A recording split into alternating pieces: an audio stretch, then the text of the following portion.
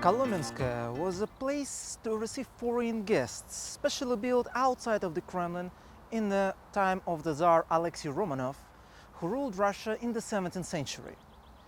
So, wooden palace was fascinating foreign ambassadors who were approaching the palace from the side of Moscow River, and multiple curves and shapes of its buildings were striking the impression of the foreign guests. They were calling the place toy out of the chest. When the guests were at a distance of 200 meters, they had to dismount, they had to take off their arms, and they had to look down to not see the Tsar who was observing them from the balcony of his palace. And then they could proceed closer to the porch on foot. Follow me, please. On the way to the palace, foreign guests saw lines of soldiers of the Tsar dressed in their gilded uniform with two massive cannons that guarded approach to the palace. And on the very porch, they met Russian courtier who was inviting them up to the palace. On the highest platform of the red porch of the palace of Tsar Alexei Romanov, foreign ambassadors could see doors decorated with emblems of different lands and the cities that were included in the Tsar's title. They had to name all of it in a way to proceed inside. If everything was spelled correctly, then doors were opened for them.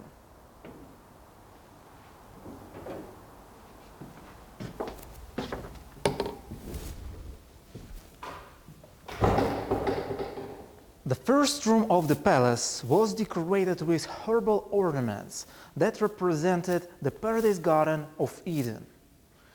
Among other fruits and trees, it's possible to find pineapples. That was not just exotic fruit, but actual paradise fruit. But the most important symbol was on the ceiling.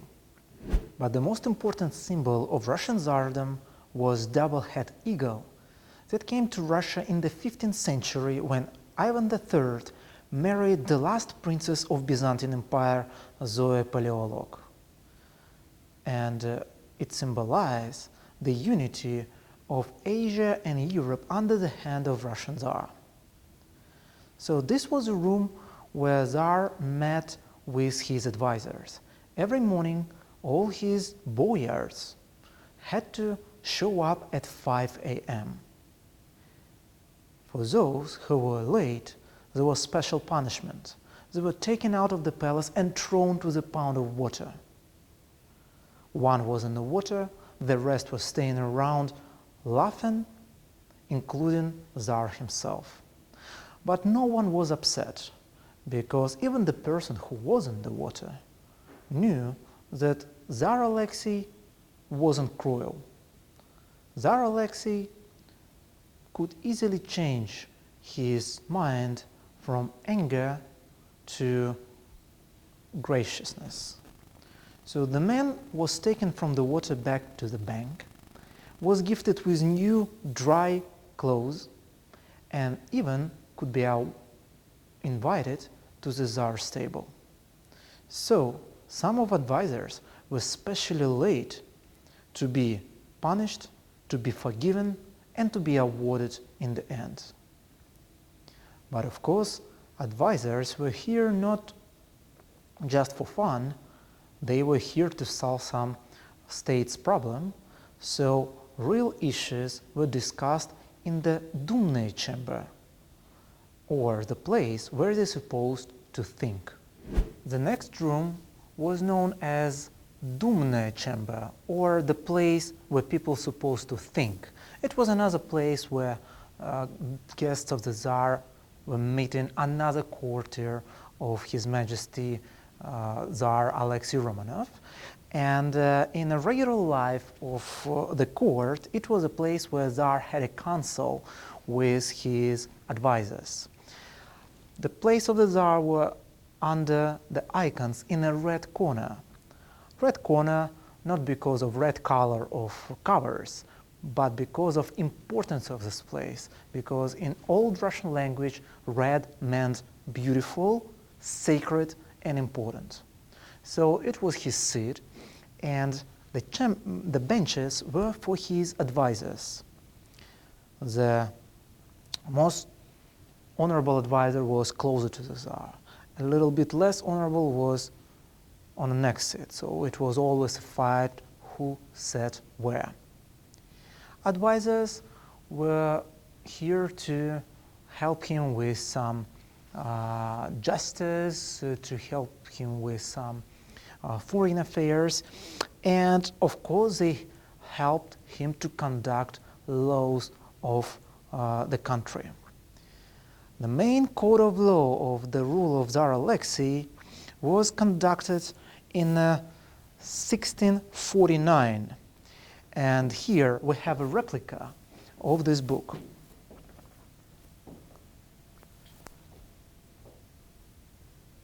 Code of law that was made in the rule of Tsar Alexei was in Russia until the rule of Nicholas I in the middle of the 19th century. So laws of Tsar Alexei lasted in Russia for long.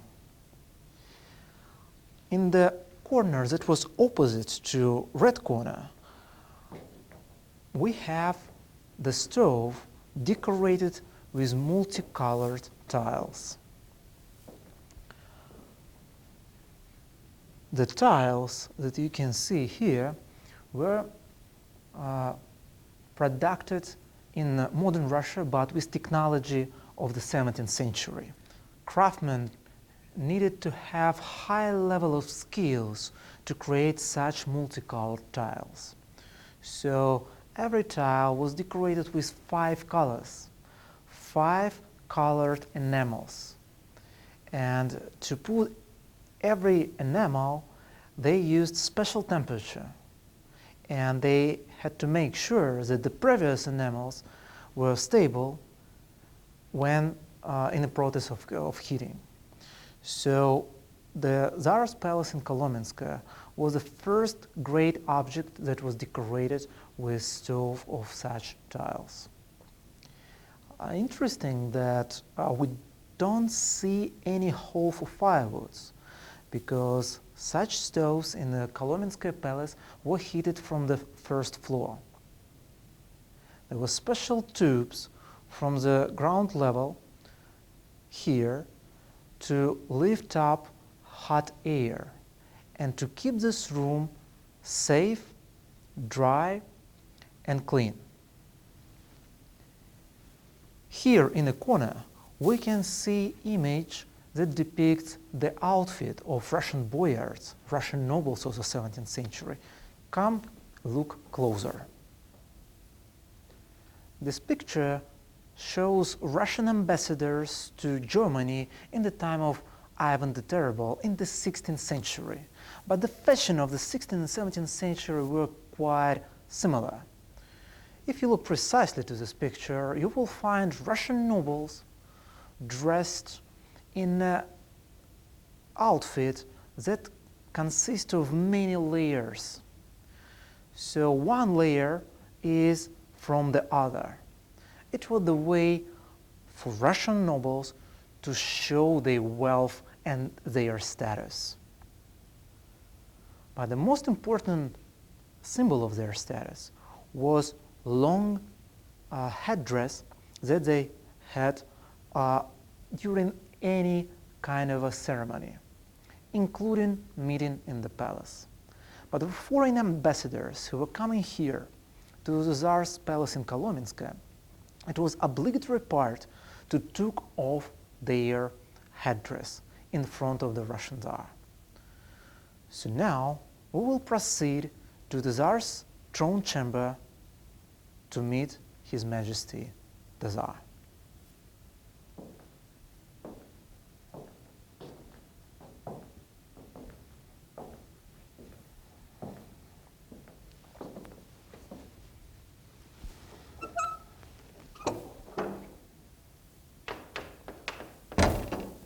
The first thing that they had to do in front of the Russian Tsar was to bow from the waist.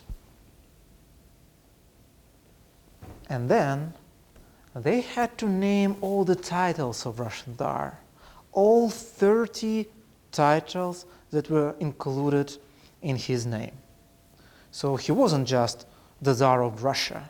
He was, by the grace of God, the Tsar of Great, Minor, White Russia, Alexei of Moscow, of Vladimir, of Kiev, of Novgorod, the Tsar of Kazan, the Tsar of Astrakhan, the Tsar of Siberia, and so on.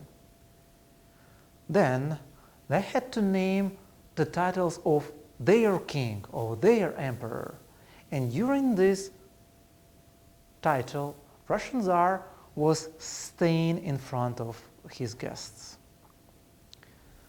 When titles were over, he was back on his throne, waiting for his guest to come closer and to kiss Tsar's hand.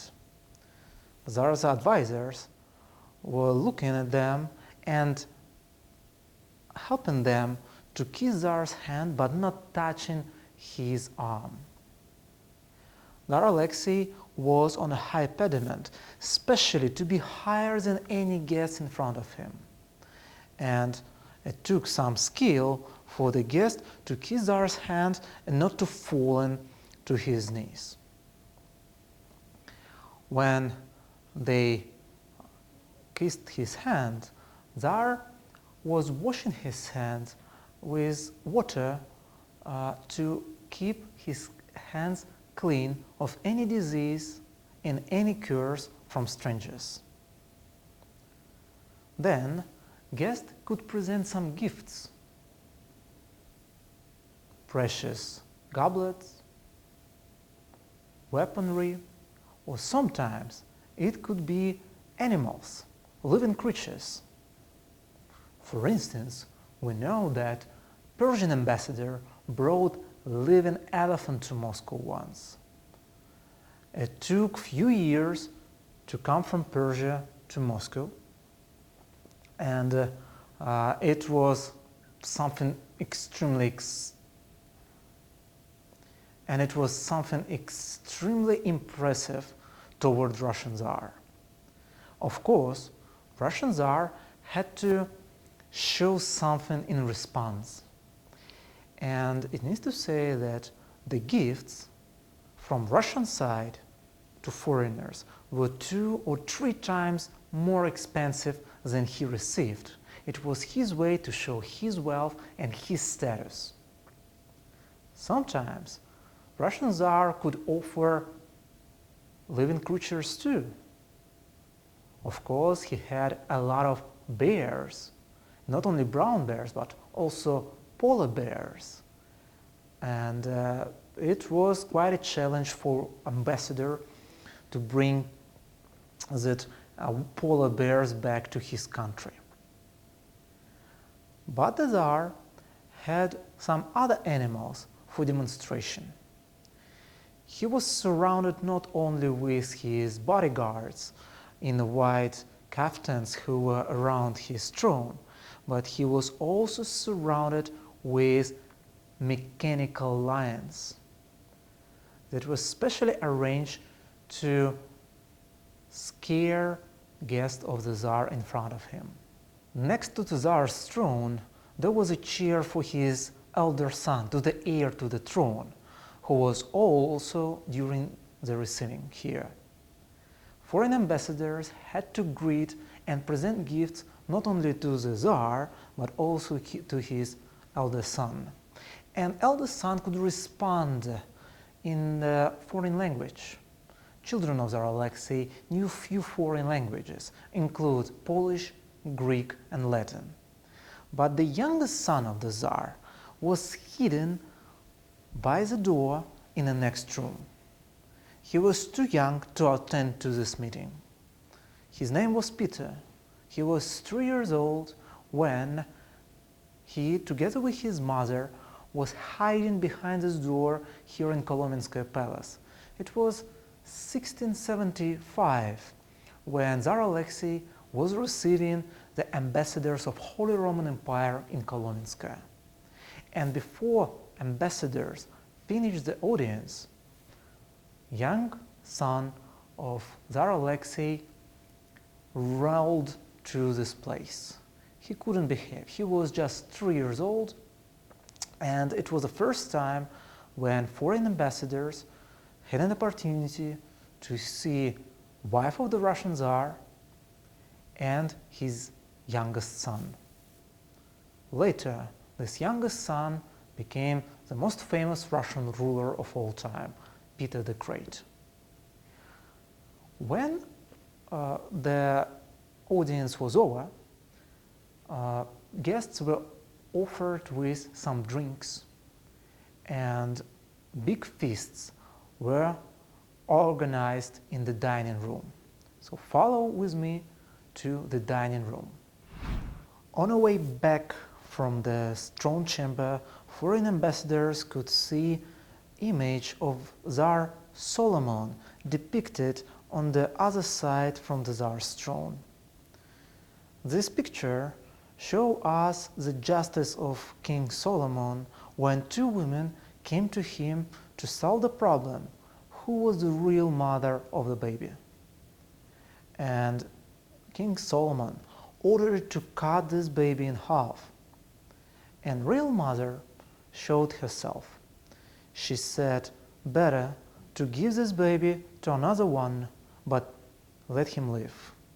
That's how King Solomon found the real mother, and that's how King Solomon was found as the wisest king of all times.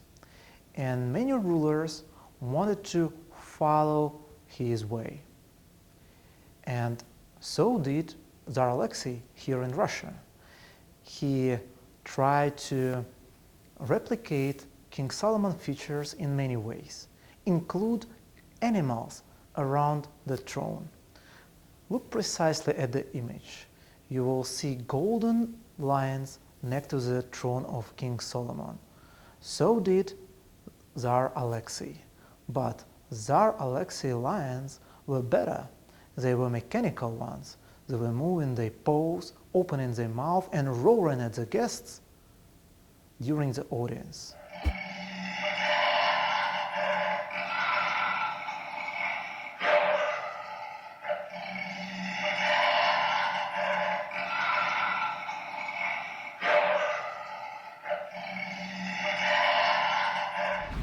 It was scary enough in the 17th century. Modern people don't react this way nowadays, but back 350 years ago, it was really impressive.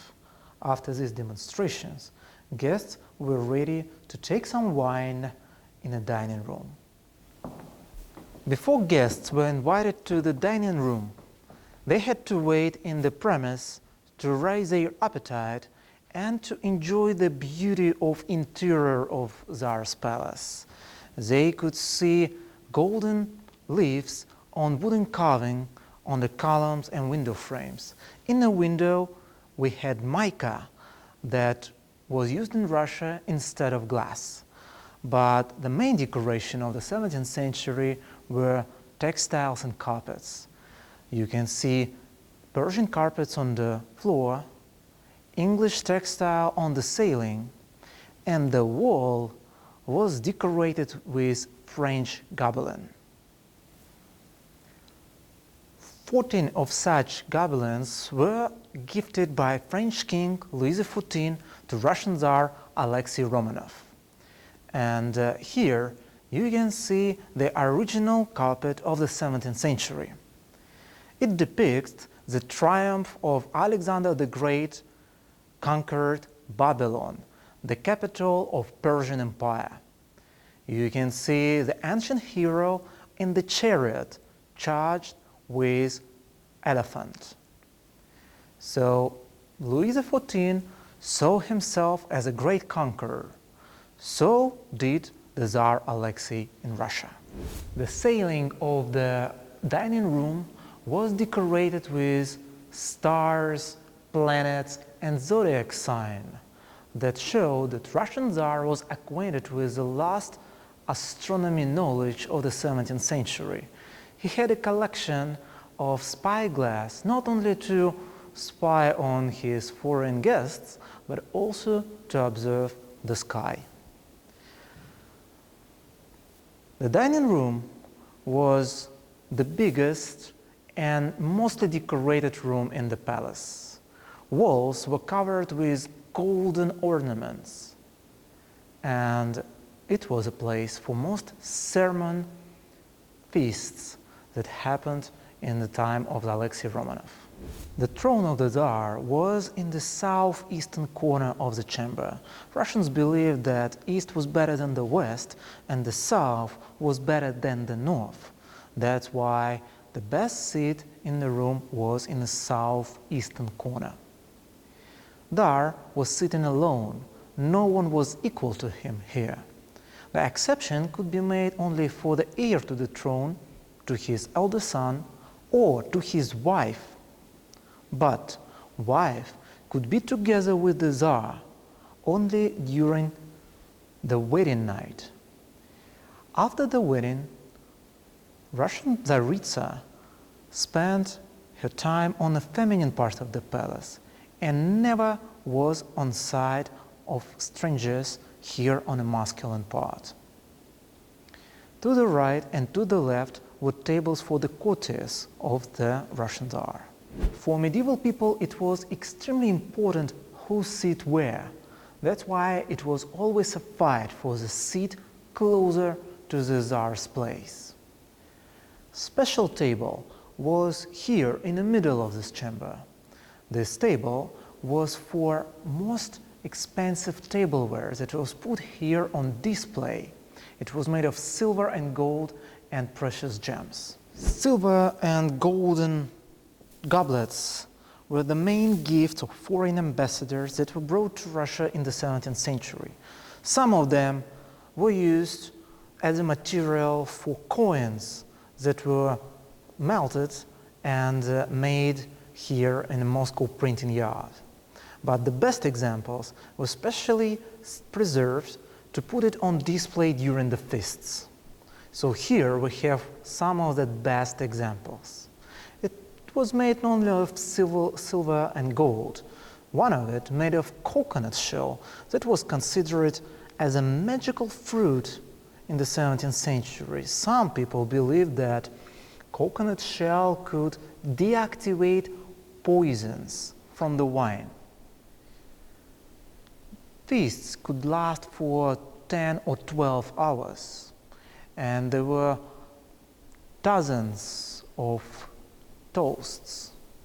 The first toast was for the health of the Tsar. No one could refuse it. The second one was for his eldest son, and no one could refuse it either. Then was for his second son, for his third, for his fourth. Tsar Alexei had 16 children, and it was quite a challenge for guests to stay on the feet by the middle of the feast. Most of them were fallen asleep. The most clever was trying to pretend that he was sleeping to avoid another toast. What was the drink in the 17th century in the Tsar's feast? Of course, they used all the drinks that we have now. It was vodka, beer, wine, but the most important medieval Russian drink was called mead, kind of a honey wine that was produced in large in monasteries. It could take a while. To create a perfect mead, you need to take honey, mix it with berries, and keep it in a cellar for years. The minimum time was 8 years. Actually, it could last for 20 or 30 or 40 years sometimes. So that was a proper time to create Tsar's drink for the feasts.